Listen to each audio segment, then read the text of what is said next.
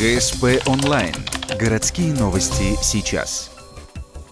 Сосульки на крышах домов – ежегодная головная боль для горожан. Причем проблема актуальна не только ранней весной, но и поздней осенью. Ледяные и снежные глыбы свисают с крыш жилых домов, магазинов и офисных зданий на каждом шагу. Они представляют реальную опасность для жизни. Зачастую перед прохожими стоит выбор – смотреть наверх или под ноги. И там лед. Очень страшно. Вы знаете, сосульки падают и отскакивают на тротуар. А вообще вот здесь, посмотрите, гололед. Здесь вообще опасно ходить. Мало что прошлый год авария или когда была. А сейчас вообще невыносимо ходить, конечно.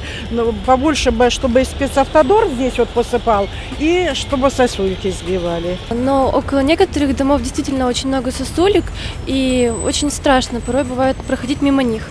Кто отвечает за этот вид коммунальных услуг? Как выяснилось, сосульки – прерогатива собственников зданий. Если речь идет о жилфонде, этим вопросом занимается управляющая компания. Это входит в техническое обслуживание многоквартирных домов. Если же собственники объединены в ТСЖ или жилищно-строительный кооператив, то этот вопрос они решают самостоятельно. Когда магазины в собственности предпринимателей или здания помещения сдаются под офисы, то сбивать сосульки обязаны их хозяева. Вот эти сосульки, их много, висят над головой. Я их обхожу подальше. Убьет к шитам.